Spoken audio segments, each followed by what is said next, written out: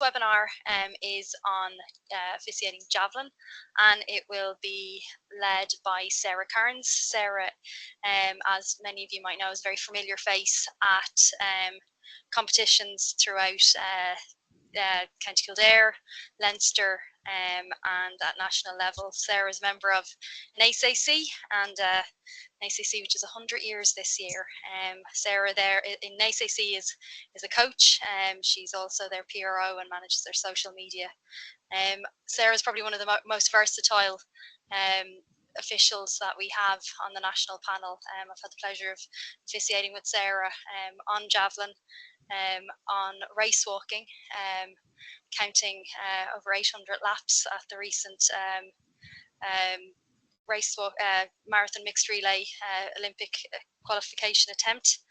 And also Sarah was the track referee at the recent national championships. So we can't obviously let the moment pass without congratulating Sarah on recently gaining the World Athletics Referee Bronze level accreditation. So congratulations, Sarah, and we're putting you to work really early, and we are indeed. To what you have to say to us about Javelin this evening. As before, if you have any questions, pop them into the chat, and we'll leave some time at the end for open mic. So Sarah, I'll give the floor to you. Okay, good evening, everybody. Thank you so much for joining us. And thank you to Jackie and Ronan for trusting me with this presentation. Just a quick overview of what we cover this evening. We'll be covering the equipment in the competition area, briefly the site setup, the implements themselves, the judges, warm-up, the rules of the competition, sort of like what's a valid throw, invalid throw, how to measure it, things like that. And last of all, we will have a look at a scorecard. And hopefully at the end of it, we'll have loads of people wanting to be officialing at the Javelin area. Now, before I start anything, it's not a brief talk on safety. It's a very, very important talk on safety. So you'll, as with all throws events, if you look up, please don't look up. But if you did, you'll see various reports of severe injury and, unfortunately, in some cases, deaths. In Ian Shaw's previous presentation on shot put, Ian has a mantra of heads up or heads off with shot put. I have my own mantra for Javelin, and it's don't become an official kebab, because you really, really, really do not want to get hit by one of these things. In our more senior athletes, a Javelin can reach speeds of up to 110 kilometers an hour. So you don't want to be in the way of one of these things. So the first and most important rule here is eyes on the thrower at all times. Everything to do with the Javelin has to be supervised from warm-up to the competition's end. Keep your eyes on that thrower at all times. The thrower can only use the Javelin when they're on the runway and throwing out to the sector. Do not allow any practicing of the Javelin over to the side. Just don't let that happen. They're not under supervision. After that, shortcut traffic is what I call it, in both the sector and the runway. Obviously, when there's a competition happening, in the most ideal of worlds, the field area is closed off. But in reality, it isn't. And you will have people taking shortcuts, runners going over to a 200-meter start line, other officials from other events, photographers. I've recently seen a photo of a photographer actually sitting at the end of a sector. People think that once the sector lines have ended, that they're in a safe zone. But what you have to remember is that a Javelin doesn't necessarily stick. It can keep moving. If it lands towards flat, it can skid along and out the sector. So that's what you're trying to manage, as well as normal, just managing the actual thrower as well. Also, Javelins can go out the side of the sector. So make sure that there's lots of room either side of the sector, and don't have people camping out alongside it. Just move them on. Don't have that there at all. For the throwers that have a longer run up, the runway might look clear. Usually at a lot of competitions that I've officiated at with Javelin, the high jump is taking place alongside. So you might have somebody arriving late to the high jump, think that the runway is clear, and they just run over. Again, you do not want somebody running at you with a spear and colliding.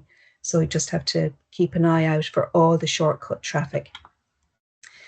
Extending the runway onto the track. Older juveniles and seniors will need the track open, will need the inside barrier of lane 1 open to allow them to extend their run up out onto the track. Now, there might be races going on, so that's obviously self-explanatory. You need to watch the runners coming around, but you also have in cases where the straight races might be going on. So you might have athletes who are after finishing a race and are running over to somebody at the fence. Again, you just have to prepare for all the inevitable things that can happen, because if it can happen, it will happen. You also have throwers that will be, and other field event athletes that will be going over to talk to their coaches at the competition fencing, which they're allowed to do. So you need to make sure that they are safe coming back.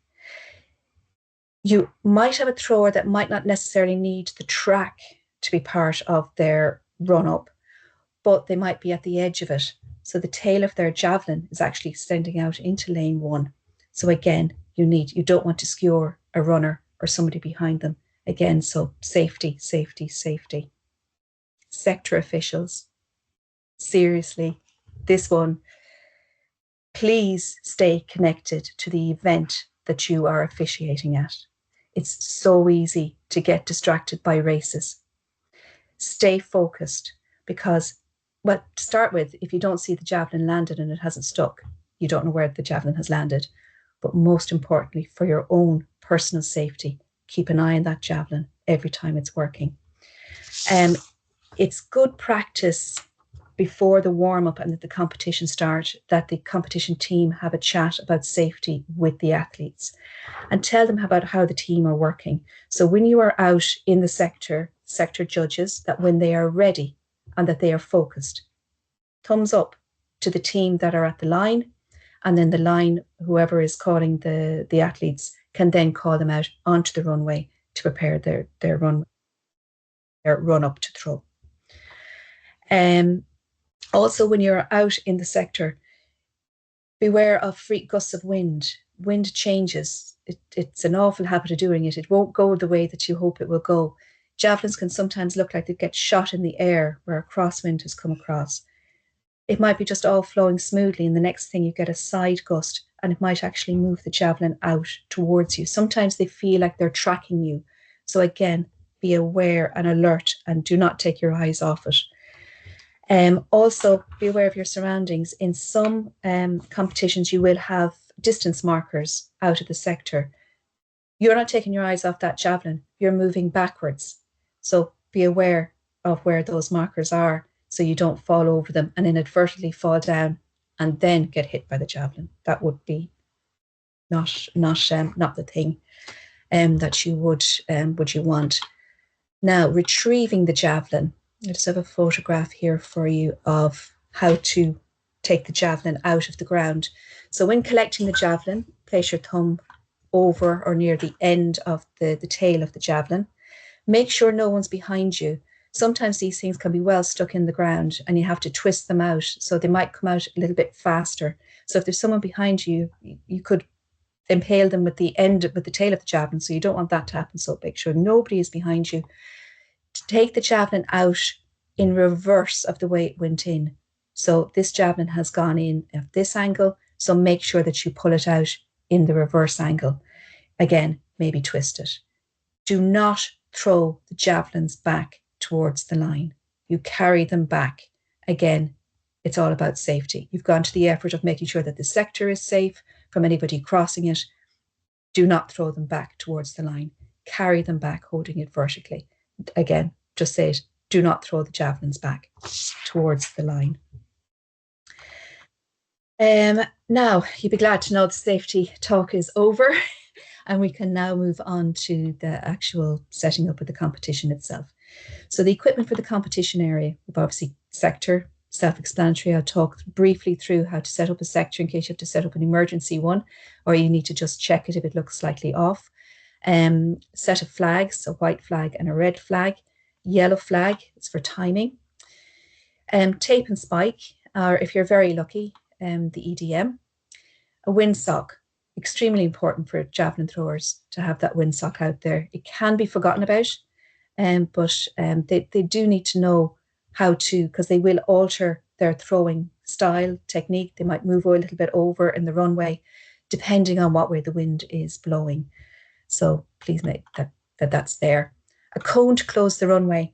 I've put a lot of dots after this because yes, you can use a cone, but there's no better thing to close a runway than to have somebody with a red flag standing in it, eyeing, staring down the runway. Nobody's going to throw when the person is there. With a cone, again, you can get distracted. It's low to the ground. You've got the heat of competition and a thrower might just start running. Whereas if there's an actual judge there with a red flag, and that they can look over their shoulder and make sure that the sector judges are ready, that they've given the thumbs up back the field, and then they can step to one side, call the athlete to commence their trial. More cones. If the runway needs extending onto the track and you've lifted up that barrier, you will need to lay down cones to signal basically the edge of lane one. A towel to clean the implement. We also have a countdown clock. You can use a stopwatch here if you feel that things are taking too much time. But if you are using a stopwatch, you need to tell the athletes when you're talking to them before the competition starts. Athlete seats, again, if they're available, they'd be very nice to have. And judges' seats, again, if they're very nice to have, but not always available. So setting up the sector, the simplest way to think about, yes, when you look at a javelin sector, you see this big long runway, but it still is in effect the circle, the throwing circle is still there sort of in the back of your mind.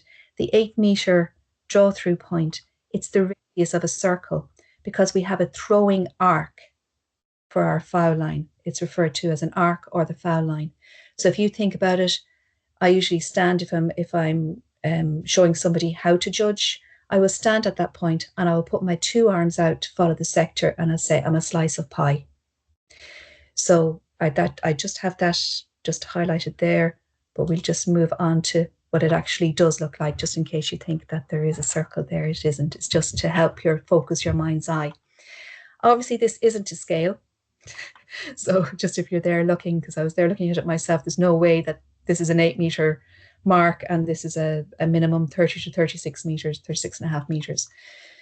So disregard your degrees. Yes, it's nice. You might need it if you're in an exam situation, but just how to check it. 3 tapes from the center point here at your 8-meter mark.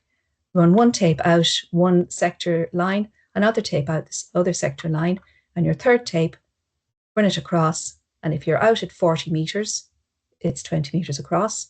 If you're out at 60 meters, it's 30 meters across. If you're out at 100 meters, it's 50 meters across. Nice, easy, and straightforward.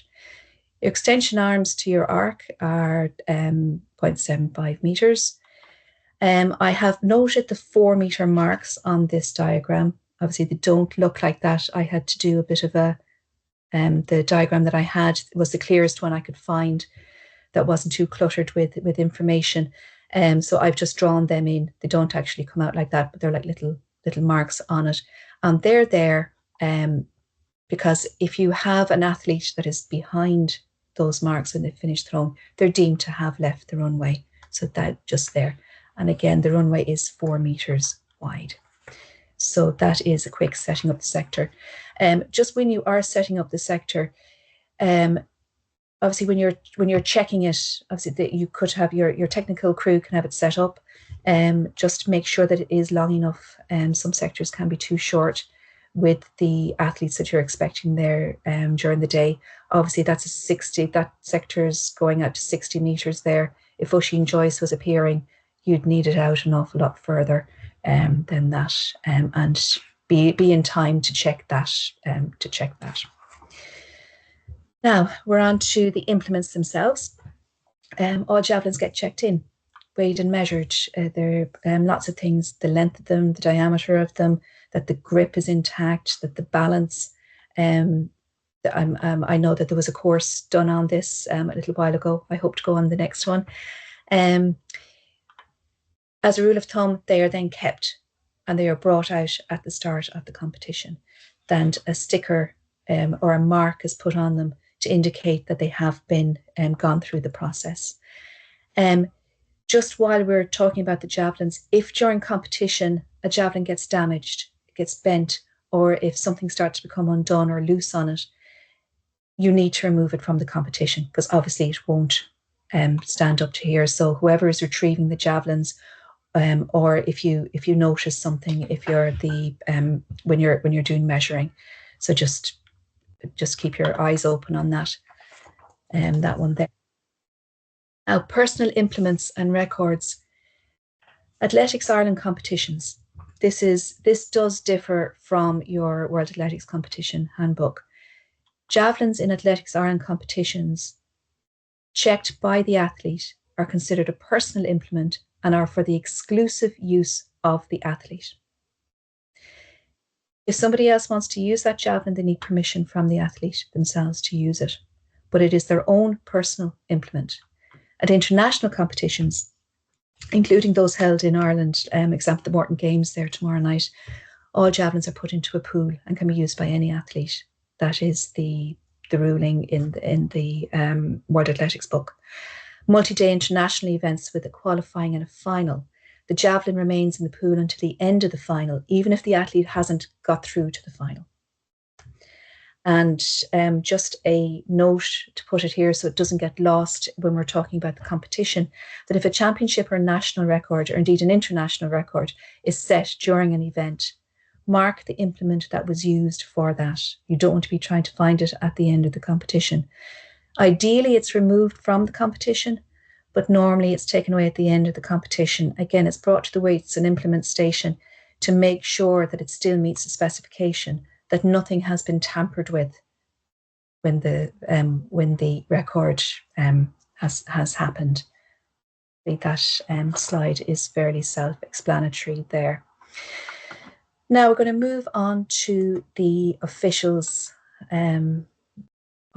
all those people here now, which we'll see loads of javelin officials moving forward. This is the ideal scenario. Now, in all honesty, I've never seen this number of officials. You probably have outnumbered the athletes, but if you're to go through all the advice, you will see all these officials listed.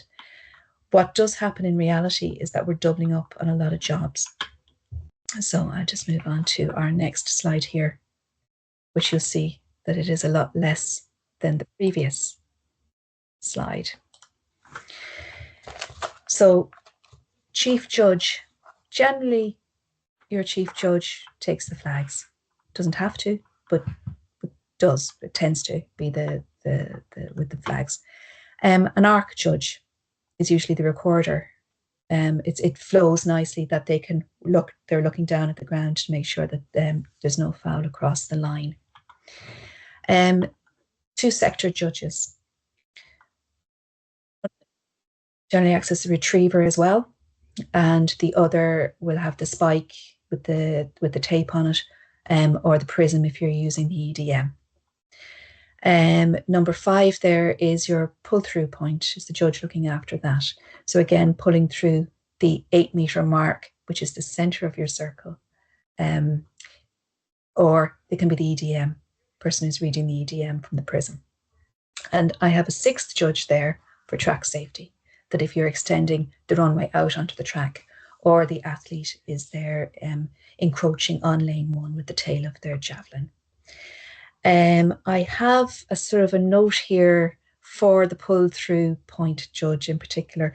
If you have a long day of competition, try and rotate out this role in particular, because if you think about all the lunging, the squatting, you might feel fine on the day. A couple of days later, you might not be able to walk.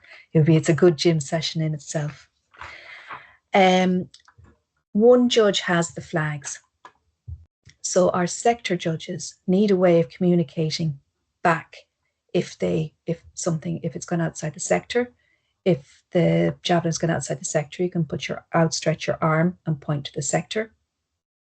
If it's a foul, do a cross. I generally do a cross. I don't know if anybody can see me there.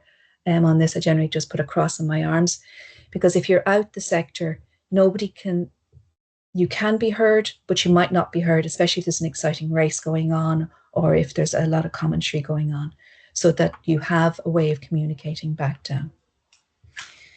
There we go. So yes. So now the competition itself. So we'll talk about the throwing order and the number of trials. So athletes warm up. They both warm up and compete in the order that's on the scorecard. And this is drawn by lots in advance of the competition. So there the order is printed on the scorecard. The field referee may change the order. Now, this would be where you've got athletes with multiple, like, if the timetable is constrained and there's multiple events going on at the same time, and it could be a race.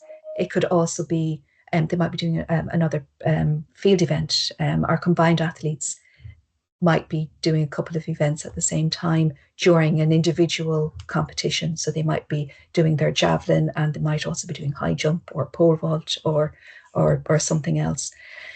You might have the luxury that you might actually have a referee staying with you and assigned just to your event, but more likely the field referee might be looking after a number of events. So when your athletes are gathering, have a talk with them to see if there's any, if they're due at any other event that there might be a timetable clash with, and talk to the referee beforehand and just see about changing the order for that athlete, if the case, again, you're trying to keep the competition moving. Just a point with younger athletes, they might be skipping off to do a sprint, or their long jumpers or something. And again, it's at the same time as the javelin. It's good practice to try and have somebody with them to bring them to their other event. If you can organise that with the field referee, that you have it organised in advance, or the competition director, that role is there. And it's just keeping them safe, because they will be up to high dough with nerves and excitement and thrills, and they could just dash off. And it's just about keeping everybody safe and not interfering with any other competitions going on.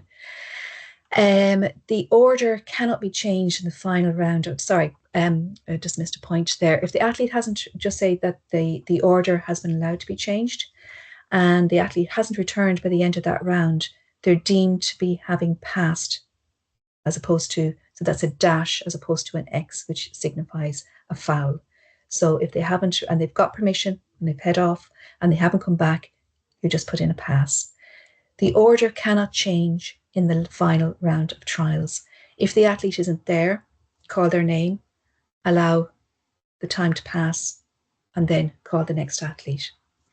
The number of trials in most competitions, I'm talking about standard competitions, if there's any difference here, it would be in the competition rule books. Say if there's only 4 trials in total, something like that.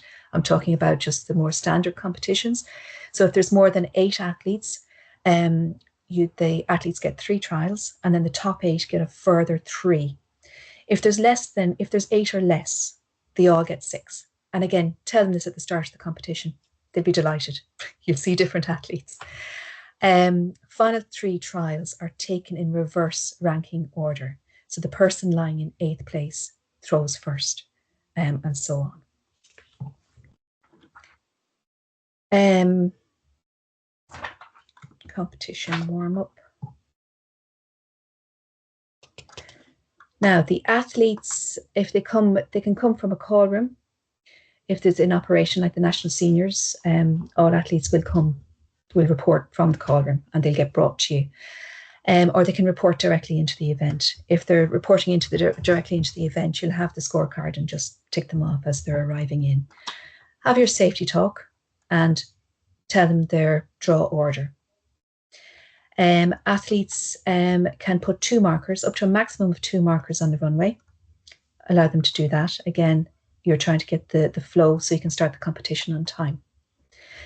Again, the warm-up is done in draw order and back to my safety side, supervised at all times. 2 practice throws is standard, but you can give more if the time permits. Generally, 2 is more than enough. They're ready to go. An athlete doesn't have to take a warm-up throw. They'll let you know if they don't want it. And just pass, close the runway 5 minutes out from your competition start. This will allow you all to regroup, make sure that everybody has their safety hats on, and it allows the sector judges to get organised out the runway. Time allocation for throws. If you've got 3 or more athletes, it's a minute. 2 or 3 athletes, it's a minute. Consecutive throws. So if there has been a reason that the athlete is being given a replacement throw, these are taken straight away. You don't add them to the end of the sheet or anything like that. You give them 2 minutes to take their replacement throw. The sector is ready make sure the sector is ready. So you're checked in with your judges, you've got the thumbs up. Call the athlete whose turn it is, and also call the name of the next athlete so they can be getting ready, especially if the weather that we've been having, they might have dry robes on, they might need to take an umbrella down, things like that, so that they're getting ready for their next throw. The time starts once the athlete's name is called, so make sure that everything is ready. Don't call their name until everybody is ready. And if you are using timing, that when 15 seconds are left, that the yellow flag is raised. We will now talk about valid throws. So the javelin shall be held at the grip, and it must be thrown over the shoulder or the upper part of the throwing arm. The athlete's body must remain behind the arc foul line. So no touching it, a little finger, edge of a runner. If they're wearing a hat, it's fine. It's not part of their body, but that part of them. A throw is valid only if the metal head strikes the ground before any other part of the javelin, no matter how small the angle. And that's very important when we talk about flat javelins later on. The javelin, upon first contact with the ground, must be within the sector. And a valid throw is measured once the athlete exits the runway. The athlete is deemed to have exited the runway if they've walked past the 4-metre mark on the runway or stepped to the side of the runway. So that 4-metre mark that I very crudely drew in on the diagram earlier, you'll find that some athletes won't even make it to the 4-metre mark, especially your very big throwers. So you can start measuring straight away. So make sure that the athlete has left the runway first before you measure. Now, I've just put this slide in here because there's some very good practice to do with it, and it's all about the immediate oral protest in the field event section. And I'm just going to paraphrase it just to get to the points there. So when considering to order the measurement of trial, which is subject to an immediate oral protest, the referee should obviously not do it where there's an obvious breach of the rules. So it's outside the sector, or if the athlete has gone over the foul line, etc. But the referee should always do so and immediately do so, so not to delay the competition in cases where there's any doubt. And that word there is any doubt. Immediate oral protests are only entertained where doubt is there in the referee's mind. It gives them time to think about it, that if there's any other evidence that they can gather, just if you're fortunate enough to have video reffing, things like that. So that's where the doubt is lying. And just a good operation of this rule means that the judge with the spike with the prism, so our sector judges, should always mark the point of landing, except in throwing events where the implement clearly lands outside the sector, even if they see a red flag. So apart from the possibility that the athlete may make an immediate oral protest, it's also possible that the judge with the flags may have incorrectly or accidentally raised the wrong one. I've had loads of judges at the runway shouting at me, "It's a foul, it's a foul, it's a foul." I wait until I hear all of that before I stop moving, because the moment this would really come into play with your flat javelins or javelins that appear flat but really aren't. So if you take your eyes off the grass area, yes, a mark might have been left, but you're not going to be able to find it if you take your eyes off it. So keep walking to it, the head of the javelin, put down your spike, and then look down.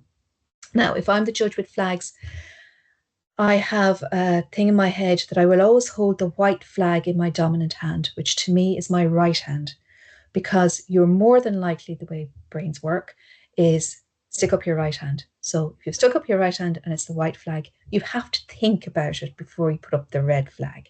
So obviously, it's harder to take down the red flag and put up the white flag than it is to put up the white flag and then put up the red flag. So again, you can, if you see a white flag up, a judge can change their mind and just say, sorry, I put up the wrong one. It needs to be red. So just because they put up a white flag doesn't mean it has to stay a white flag. So again, just that point there. Now we're on to our invalid throws. The slinging or the hurling of the javelin, one of our wonderful national sports. We're becoming a lot better since the introduction of the turbo javelin. With the hurling, it's like they're trying to throw out a slither out. The javelin will sail out if it is slung out, but it is an invalid throw. Remember that the javelin is an over-the-shoulder upper arm throw. So if you see any slinging or hurling, it is a foul straight away. Crossing the foul line with any part of their body. Again, watch out for that. The infamous flat javelins. Flat javelins, if you have two judges out the sector, try to have one that is slightly further back, because the rule is that the head of the javelin needs to land no matter how small the angle. So if you're up on top of it, it might look flat. If you're behind it, you might actually see an angle.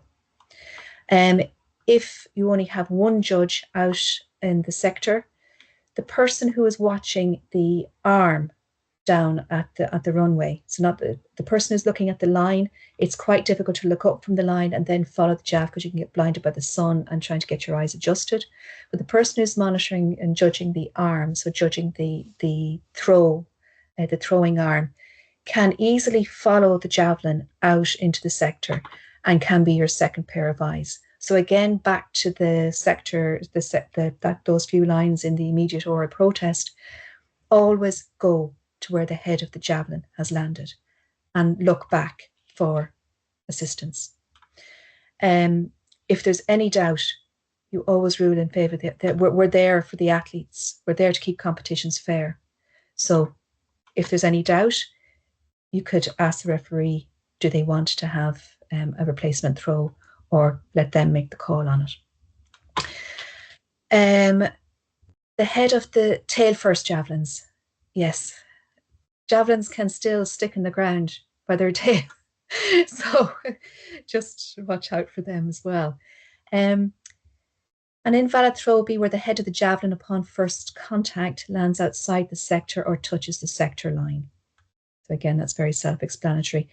If your sector line is tape and the javelin has disturbed the tape, before the next thrower, make sure that the tape has been sorted, just if it's got displaced, because you need to be, again, we're there for the athletes to ensure that the competition is fair. We don't want to reduce the sector for them, but the tape moving loose. Until the javelin has been thrown, an athlete shall not turn around and show their back towards the throwing arc. This has come in other throwing, like discus, shot put, camera, like, they're obviously spinning. You can see some, I'm not sure what the technical word for the spinning throws is, but we'll use spinning. Javelin is not one of those. They cannot show their back when they are throwing. And it comes under unorthodox throwing styles. It's also an invalid throw if the athlete leaves the runway before the javelin lands. I have seen this happen. It's an interesting maneuver. Normally the javelin, the athlete will stand and actually watch their throw land, but they can skip off to the side. Now, not to be confused with that rule that if an athlete is back at the 4 meter mark, that they're deemed to have left the runway. That's there because in some competitions, if you have seats for your athletes, they might actually be back down at the end of the runway. So you're not going to wait until the athlete has walked back 30 meters before you start measuring it. So that 4 meter mark is there to assist the speed of the competition. So that wouldn't go here. So just to bear that one in mind. Measuring the throw. So the point of contact is number 1 on this. And what I will say is that the judge reading the mark, so the read point at 3, so the judge who's doing that, just stand back until the judge at the point of contact, so your sector judge and your pull-through judge, are satisfied that the tape is ready to be read. Sometimes you have to, if it's especially with the tape, you have to sort of like give it a couple of whooshes to get it all lined up properly. Also, the pull-through judge, don't be overzealous with pulling. Let the sector judge plant the tape first. So leave them some slack.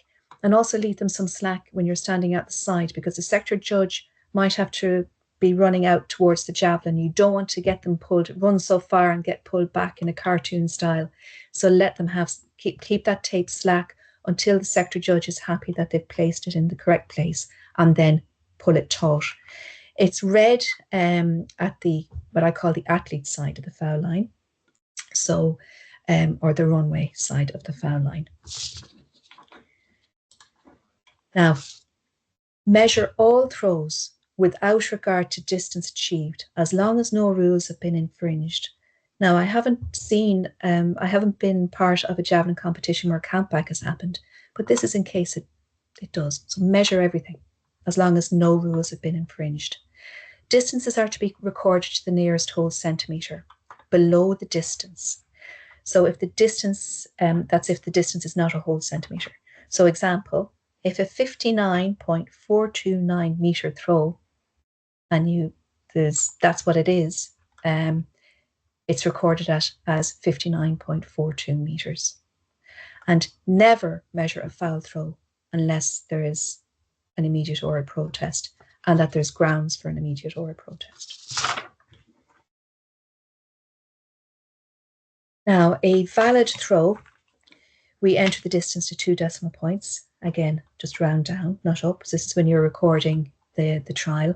An X is placed in if it's a failure, and a dash if it's a pass. And just a note here, if an athlete, and it can happen, fails all their trials, they do not get a placing, but it's recorded as NM or no mark. So if you have 8 athletes in a competition and one of them has got no mark, your placings are 1 through 7, and the athlete with no mark is no mark. They're not 8th place. So that's just some housekeeping on when you're recording your throws. And I'd be glad to know we're coming near an end.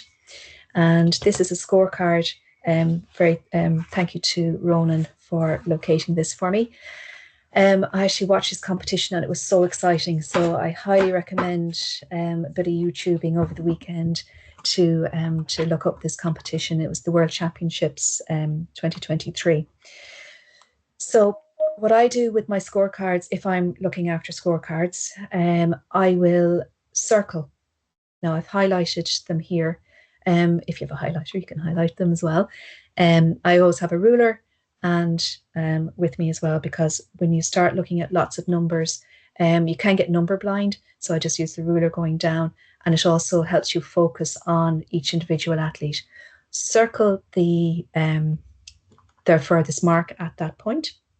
So you'll see here 63, 65.47, 61.41, etc., etc.